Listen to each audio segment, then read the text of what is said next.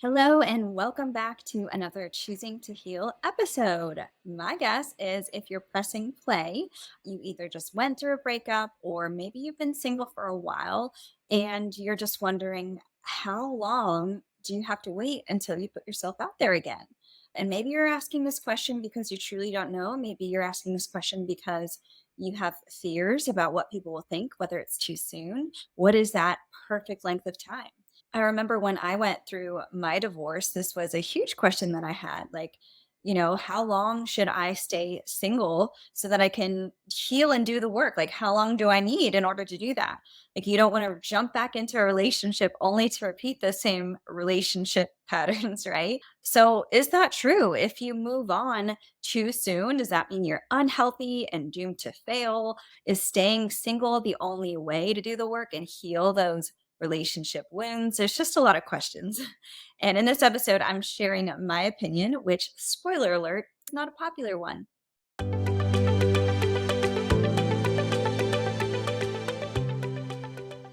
So, to give you some context, I'm going to share a little bit of my personal backstory in regards to this topic. So, in 2021, I decided that I wanted to divorce my former husband. And I did not anticipate dating right away because it was really important to me to reflect and really do some work so that I didn't end up in another relationship only to repeat these same patterns, especially because the reason I came to the conclusion to divorce happened as a result of me just continuing to do a lot of work. I had a lot of big aha moments. I really grew as a person and started to discover that I actually had needs and wants in a relationship. I didn't even know what my core values were. And so I really wanted to continue to do that work because the last thing that I wanted to do is get remarried and 10 years later go through yet another divorce. So I shared this story in episode 7, which to this day I think might be one of the most popular episodes I have on the podcast. So I would recommend pressing play on that after this one if you want the full story. But basically, after my divorce, I gave myself a homework assignment as part of doing my work as a very, very freshly, newly single person. And the reason I did this was because I had a history of choosing unavailable partners simply because I wanted to feel chosen. So that was like the common denominator. That was the most important quality, is how they made me feel. And if they made me feel like I was the apple of their eye, or maybe they had some undesirable qualities or they were unavailable, like if I could get them to want me, it would prove that I'm desirable. It would prove that I am worth being chosen. And so that was really my main motivator for being in a relationship with someone, which isn't very great. My worst fear was to get back on the dating scene only to repeat the same pattern of jumping into a relationship with the first person I met simply because we had chemistry and because they seemed interested. By this point, I had done some work to really think about what was important to me in this next relationship and how I wanted to show up differently as well. So, the whole goal of this homework assignment was to see if I could get on a dating app, not with the intention of finding someone or dating someone, but I really wanted to test myself to see if someone started showing interest in me, if we had a conversation, could I stay true and authentic to who I am? Could I communicate who I was, regardless of whether they liked it about me or not? I really wanted to make sure that I could show up on the dating scene confident in who I am, confident in what I wanted and desired for a relationship. And that was something that I had never successfully been able to do. So, the ironic thing about this story is I went on this app again, just as a test for myself as part of my work, not with the intention to get back out there in the dating world. But I ended up having this amazing conversation with my now partner, Joshua. And remember how I just said that authenticity was my number one goal? Well, I had no problem disclosing to him, like, hey, I'm Monica. I'm in the process of going through a divorce. Here are the reasons why. Here's all the ways that my failures contributed to the downfall of our relationship. Like, I just was completely honest and transparent, authentic. Like, I didn't have anything to hide. And that was the whole goal. What I didn't expect is what a real, raw, and vulnerable intimate conversation I would have with this person. So all of a sudden, here's this person who shared all the same values as me, but the timing was all wrong. right? Like, this isn't when I wanted to meet someone like this. Like, why couldn't I meet him 6 months from now or a year from now? Or when it wouldn't be so like taboo for me to be getting back out there or like even talking to someone, right? Aren't I supposed to stay single for a little bit? Like, don't I have to go through this entire divorce process? So it's very messy and it really got into my head about it. This can't be a good thing, can it? But this person that I'm talking to, I know that I'm able to show up as my authentic self. I really like him for all of the right reasons.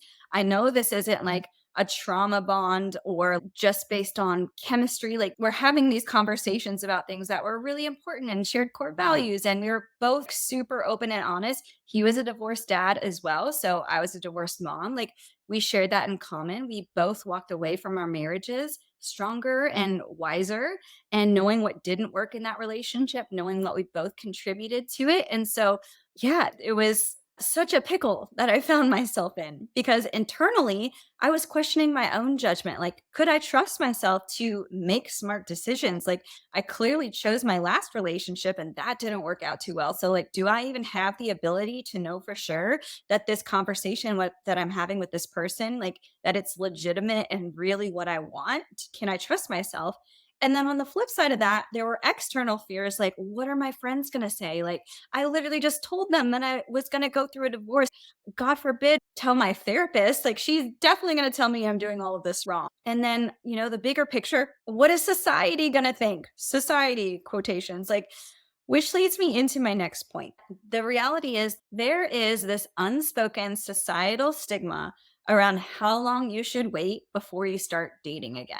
I don't know exactly what that number is, but everybody seems to have a different opinion on what that length of time is. Believe it or not, even you have a preconceived notion or idea as to what you think to be an acceptable amount of time before you start dating again. And this is just based on your own life experience. It's based on contributing factors or influences in your life. And for me, when I reached that point, there was a lot of shoulding going on in my head. Like, you should wait before you jump into another relationship. If you stay single, that's a good thing. That means you have time to do the work. That's the healthy thing to do. Do not jump back into a relationship. If you do, that means you're clearly insecure. You can't be alone. You're just going to repeat the same patterns and you're trauma bonding again. And it's just a rebound. So, what is this magical length of time that makes it okay to move on? Who freaking knows? Like I said, everybody has their own idea as to what that number, that magical number is. But even though there is no number, it still creates this fear of what people are going to think. Once I met Joshua, you'd think that I'd be so excited to run to my best friends and tell them that I had met this guy and he's all the things that I want in a relationship, just to have that excitement and share in that excitement with them. But I didn't tell them right away. And I certainly didn't tell my therapist right away because the last thing that I wanted to hear was that I was doing something quote unquote wrong when I was trying so hard to do things right relationally, which is why I chose divorce, as I wanted to be in a relationship that was in alignment. And so I didn't want to be seen as the girl who can't be alone, who never learns her lesson, who obviously just needs a guy to be happy. And unfortunately, that led me to withhold this information, which caused me to live out of alignment anyway by default. So, next, I want to look at two of the biggest stigmas when it comes to that societal expectation. There's usually two schools of thought here. The first being that you should stay single. And if you stay single, then you can use that time to really dig deep and self reflect on your own shortcomings and all the junk you brought into your relationship. And you can go to therapy and really work on healing those dysfunctional patterns you had in your previous relationship. So staying single is good. This was the stigma that I had in my head. That was my assumption or my belief about dating and the length of time around dating was I should wait for the reasons I just mentioned.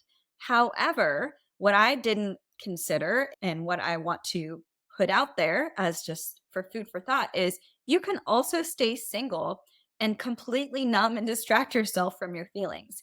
you can go through a breakup and go years without once reflecting on what went wrong. You can immediately just blame your ex partner for all the failures and be blind to your own shortcomings. You can numb by drinking, sleeping around, and completely avoid doing the work.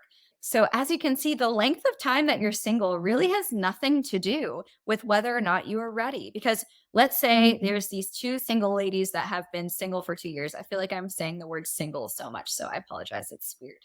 Um, let's say there's two people who've been single for 2 years. Can we really compare them as apples to apples and say that both are ready to date again just because it's been 2 years? And that's a decent amount of time. Well, society might say so, like, oh, you've been single for so long. Like, even if it's the woman who has avoided all of her work and just avoided all of her feelings, all of her emotions, she might have people in her social circle who are like, girl, you've been single for 2 years. It's definitely time to put yourself out there. But if the other person has spent that 2 years doing her work, going to therapy, journaling, and processing, and really being intentional with that time so that she could grow and go into her next relationship with intention, well, that person's going to have a much higher chance of success in their next relationship than the other. So, hopefully, you can see the point that I'm trying to illustrate. And on the flip side of the coin, this also goes for people who opt to be in a relationship sooner than later, and if you're listening to this and maybe you fall into that camp, because that was me, like, this was my biggest fear, was jumping back in with the next guy who gives you attention because it temporarily satisfies your subconscious need to feel chosen and wanted, which is something you never received as a kid. Like, you can be unconscious to your childhood trauma and how it's a huge factor in who you're picking and why you're picking them. In fact, it has everything to do with that. So, like, we don't want to do that. Again, that was my focus in my school of thought. Like, these were the stigmas coming into my mind. If I stay single, it means that that's a good thing, the healthy thing. If I jump back into a relationship, then that's bad. That means I'm blind and unconscious and have insecure attachment, all the things. And we've all heard this story, and perhaps you're familiar with it yourself. Like, different guy, same problems. Even if the chemistry is amazing and you think he's the one, if you're not doing the work to heal what trauma is causing you to self sabotage or act out in your relationships, it's only a matter of time when this relationship will also come crashing down in the same way as all of your other ones in the past. So, your partner could be the healthiest person in the world, but if you aren't able to take accountability for your role in maintaining a healthy relationship, if you don't know how to repair, if you are constantly blaming them for everything, eventually you will sabotage the relationship. So, we don't want that. But let's look at the flip side of this. And this is where I found myself shortly after my divorce, but I hadn't considered this as an option, honestly. So, if you think about a breakup, the end of a relationship can happen in one of two ways. It can reach a point to where it's so toxic and so dysfunctional that you can't stand to even look at them anymore. The resentment runs so deep, and the decision is made out of pure hurt, anger, and just in a way to protect yourself from any further damage. On the flip side of that, while there was hurt in our marriage, my former husband and I, we went the route of trying to heal that hurt, and we committed to going to therapy for a year and a half before our marriage eventually ended. And during that time, a lot of healing did take place on my part, his part, and within our relationship. And by going through that healing process, I was able to identify my role in what went wrong, which I was trying to control and change him into who I wanted him to be. So my decision to divorce was made out of a place of love and acceptance. Like, I was finally able to take ownership and accountability for my own actions and act in alignment with my best self, which meant I couldn't try to change him any longer. I had to accept him exactly as he was. And exactly who he was wasn't exactly what I needed in that relationship. And that's okay.